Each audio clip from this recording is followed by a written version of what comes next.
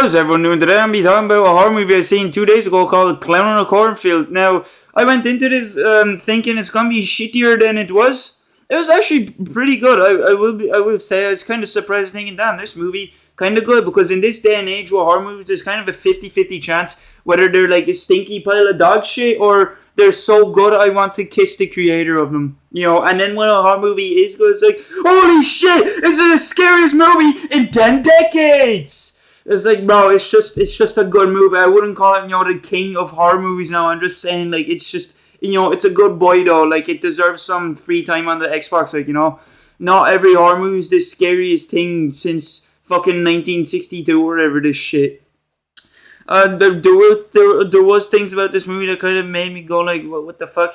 That I didn't really like. But overall, I thought the movie was great. Probably one thing I don't really know how I feel with, though, is I thought at the start of the movie the direction is going to make like the main villain of the movie, Friendo the Clown, some like singular entity like Art the Clown or Pennywise the Clown, but then it ended up being just like a whole bunch of angry gang of people just coming after him because, I don't know, they don't like Friendo or some shit. They said boo at one of his concerts. Like, I have no idea. It's kind of a bit random, and there's also other plot holes in this movie as well. Like, I swear when they barricade themselves in like a shed or some shit, one of them, there's like multiple people dressed up as Friendo the Clown had chainsaws. The two main characters were locked up in the shed long enough for them to get it on, and then the guy gets blue balled. Like, there was clowns coming after them with chainsaws, and they locked themselves inside the building, and they still had enough time to get fucking blue balls, to go through all the 5 stages of grief. Man, it's like, is your chainsaw made of paper clips? Is the door made of reinforced metal? Why don't you just bust that shit down like it's cardboard, man? Also, the dad, when he comes barreling through the building like he's like it's Black Friday, how was he fine? The car was fine. He was fine. He wasn't coming out, limping, be like, oh, fuck, I don't take me to the hospital. He's like, yeah, hey lads, here to save the day, super dad to the rescue. You know what I mean? It's like, what? How did your car remain intact? Didn't you crash through like a brick wall or some shit? Also, the two main characters, I have to appreciate how much the fucking southern cop was really like into his role. Like, he was really going into the southern accent like he was born for this. Like, he popped out of the womb, and his mom looked at him. He and his mom both looked at each other and shared a fucking conversation about, you're gonna become the best southern American cop actor that the world has ever seen. Because my man was really into it. There'd be sometimes he's like, nope, not this time, toots, or some shit like that. I could really appreciate it. I thought it was really great. I thought the two main villains were kind of a big, I don't know, goofy kind of mustache twirling villains. I can't really remember what their motives were, but I do remember watching the movie being like, these guys are kind of goofy. And I do like the comedy in it. There's this scene where the guy tries to back up out the car, back up out the building with the car, and he's there still struggling. Like, there's an invisible barrier blocking the car. While there's a guy hanging above the car, and he's there desperately trying to hold on to his life. He's there like fucking maneuvering his feet above the car like he's doing some tap dancing or some shit. I thought that was pretty good. There was I thought the characters were grand. I thought the two main characters were great. I liked Brooke and her boyfriend, the one that she tries to fucking lick like a fucking ice pop or some shit. I thought the kills were pretty good. The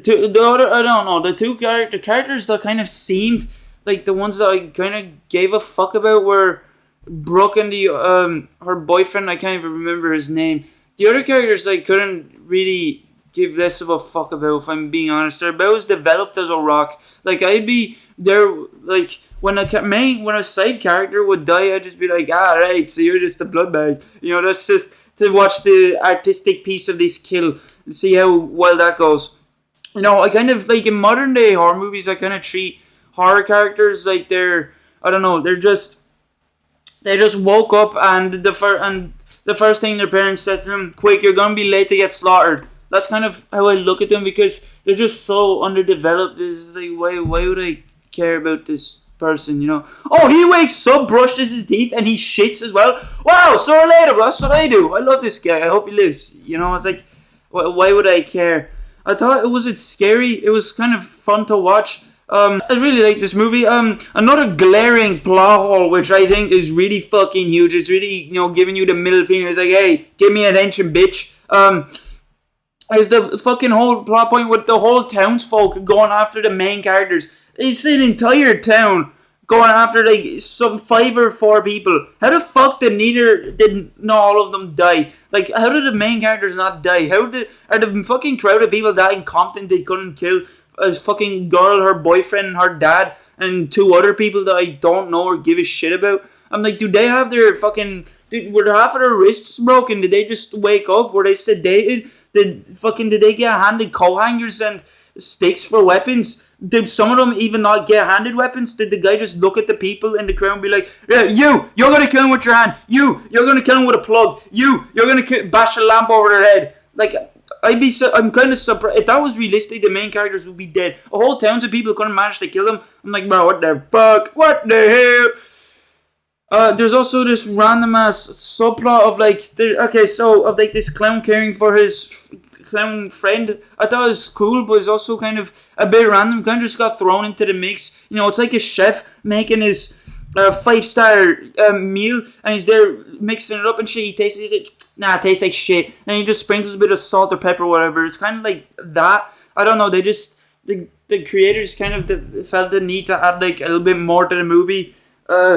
I don't know. I could be speaking out of my fucking hole. There could be some obvious glaring reason that the fucking that subplot got introduced in the movie, but I kind of watched the movie stoned, so I wouldn't know. But anyways, the subplot basically revolves around 2 clowns, and one of them got their hand shot off in a scene. Like, some guy had a shotgun, like point blank, like dead shot at his ass. He shot his hand off, and then this other clown, they're like at this hospital basically, and this guy forces this other dude and the dad, I think, of Brooke to basically do surgery on this guy who lost his hand. He's gonna fix him. He's gonna get them right back anew. I just kind of thinking, why is this here?